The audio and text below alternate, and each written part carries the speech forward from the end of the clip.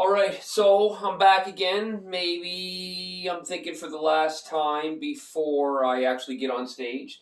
I've been procrastinating a lot since the last video. It's been quite a few months. As I said before, excuses and everything just keeps getting in the way. But I did buckle down there the last couple of weeks, put a lot of that stuff in order. I watched one of the older videos from one of the first ones and going back to my list of what I was originally planning on doing, and it's quite a bit different from the first set of different topics that I was going to do. But that's how it goes. That's how it works. I think every time I've done it, from my initial thought of what I'm going to do to perform on stage, by the time I was done, it was almost totally different. But anyway, that's how it goes. Like I said before, sometimes I think some things are funny, other times they're not, or the timing just isn't right or whatnot. So I will write it, do what I have to it, and maybe just leave it on the side until I think it's funny again.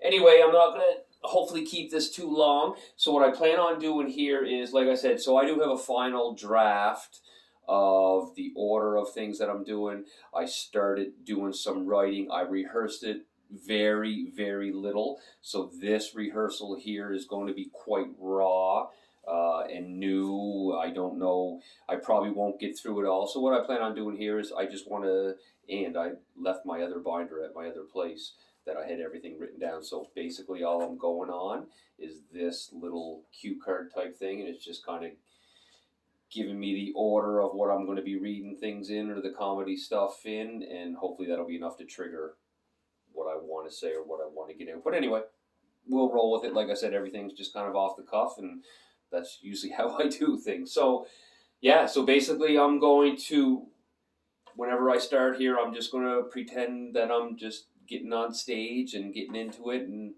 pretend that you're an audience here watching at the time. See how far I can get. I may pause.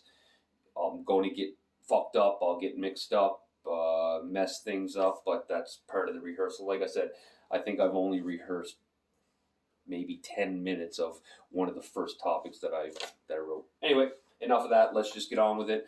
See how far I get, and then, like I said, maybe this is the last video before I actually get on stage. All right. Where is my... Okay. Hello, welcome everybody. Thanks for coming out tonight. Thanks for having me here. I gotta apologize right off the get-go. I'm running a little bit late. On my way here, I ran into one of our local homeless guys. And as I usually do, I'm always talking to people. I like to stop and talk. I'm not one of those guys that give handouts, but, you know, I'm a people person, so I kind of wanted to get around how he got to living on the street. This guy was very approachable, as most guys are. They're open to talking and whatnot like that. So we started talking just about everyday stuff at first, and then we started getting onto the story of how he wound up on the street. It wasn't your typical story. He was a well-to-do guy. I think back 7-8 years ago, he said he had it all. He had a really nice apartment. He had a really good girl, her fiance, on the way. He had a steady job. He just bought a car, and everything was going great, except the motivation. This guy was very honest. It was for a great homeless man. That's one thing that they don't do. They don't beat around the bush.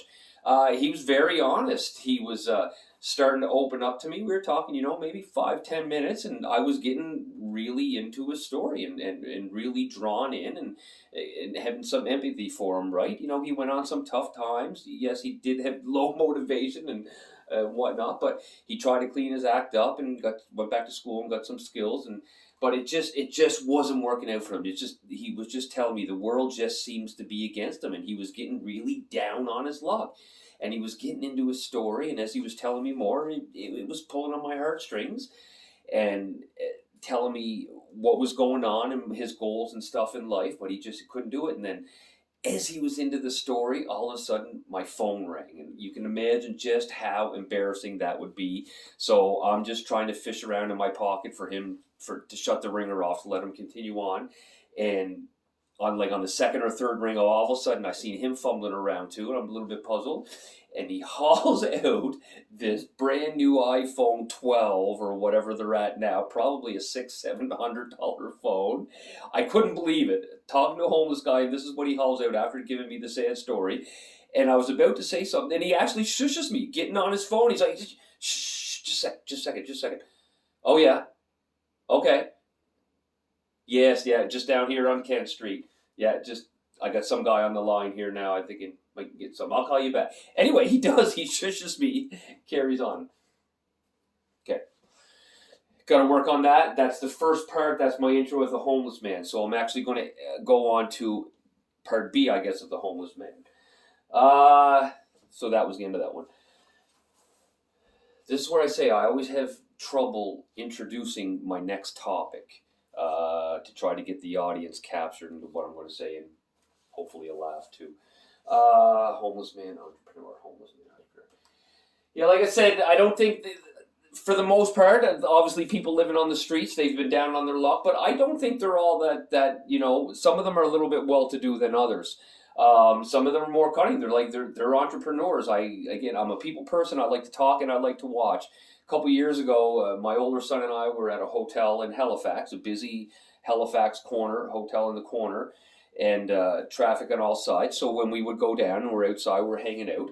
I like to watch. I'm not a voyeur, but I like to watch and see what's going on. And the homeless people on that corner, they were just rocking it. Like these guys, I could tell that they've been doing it a while. They pleasantly guilt you into it. They had, many different ways of getting the money. For example, they're on, one of them there's four corners. One guy, homeless person, has a corner each, right? They must have this laid out in advance. I'm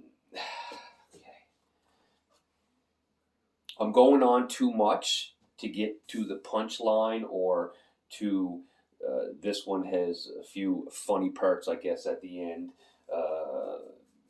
But yeah, this is what I do. I think sometimes a little bit too much about it. Talk too fast, get drawn on, which I'm doing here now. I didn't even want this to be that long, but it's getting on that long. And I'm basically only into the introduction. Again, the introduction is 8, 1, 2. The homeless man, entrepreneur. Yes. Again, obviously, this is very unrehearsed. I don't have my book, again, to jog my memory, but I know I have 4 or 5 different examples of the homeless man and why they're good, going from car to car with a smile. One homeless guy, he had it all. He was just happy and jittery. He's just dancing from car to car, making eye contact, giving the pointing,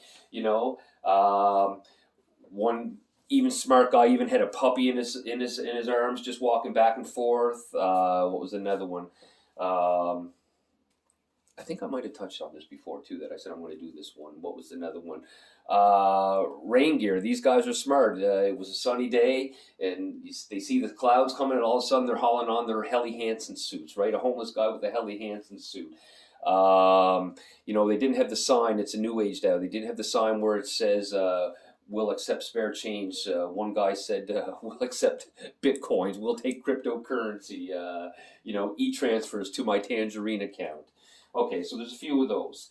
So that was basically my introduction. I'm just going to carry on to my next one. Next one's COVID. COVID's been treating me well. I've successfully robbed 3 convenience stores, $2 stores, and a hat fucking store. Anyway,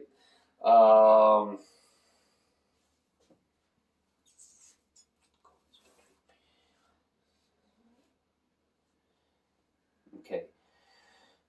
That I can't remember. I didn't rehearse a lot of that, and I can't remember what my next part of that. That was only a short one too. I'm going into COVID. I've been watching a lot of TV, being at home isolating with the kids, watching a lot of the old reruns. I don't look at them the same as I used to nowadays. And then I'm going to go on to the Friends. I think I touched on the Friends and the smelly cat. My kid, the smelly cat. I'm going to elaborate on a little bit on that and try to stretch that one out a bit more. That one, the COVID, and because I don't have a lot of stuff here. The next one I'm going on to, kids, that I have written down: kids, car seats, gifts, baby showers, and vasectomy. We got some parents out here tonight. Welcome. It's nice to get away. I have two young boys. My youngest guy just turned 54 pounds, and with that, I can happily, enthusiastically say, "Fuck you, car seats." I don't know if any of you guys, any parents out here, have ever had to install one of these, take these out from car to car, but these are just torturous if you do it the proper way. And I gotta admit, over the last 9, 10 years, that I may or may not have put my kids' lives in danger by improperly installing a car seat. I had good intentions. I went into it knowing what was going on, but these things are just, they're torture to get in. You got to use your whole body. You got to be a contortionist. You got to use, well, besides your mind, you got your knee in there jabbing in to hold it in tight. You got one arm pulling on one seatbelt. You got your head pushing in the top part. You're trying to pull this strap. It is just horrendous. And then when you think you got it all done, it just wiggles out. It's the most frustrating thing ever. So happily say, fuck you, car seats. Again, this will hopefully be funnier when I get it on stage. It'll be more polished. I won't be nervous, and I'll have it down a little bit more pat. And because I'm sure if I was on stage this way, I'd just be booed off. But that's okay. I remember when we had our first child. One of my buddies said, "Don't buy anything. You will have everything given to you around here. Everybody's so excited. You'll have so many celebrations in honor of your child's life," which we did. My girlfriend had a couple celebrations at work. I had one at work. We had one for both sides of the family, and just getting gifts bombarded with gifts, which is great. We got everything, stuff that I can't even believe that a kid would get. And we're getting all this stuff. He's got stocks and bonds. He got an electric shaver. You know, what fetus needs an electric shaver? That's kind of the punchline for that one. A couple of the punchlines for that one, but I want to go into more about the gifts and showers. But that's going to lead into the kids. I got that broken down into the vasectomy. So this again kind of stemming from a story, and then what goes on in my head, almost like the mini horoscope, what goes on in my head, and how I relate that and turn it into a comedy, or hopefully a comedy bit or something funny. Vasectomy. Let me think what I had here. Vasectomy. I wanted to have another child. My wife wants me to have a vasectomy. Is that how I started off? Yeah. I wouldn't mind having another child. My wife wouldn't mind me having a vasectomy. So where am I going after this?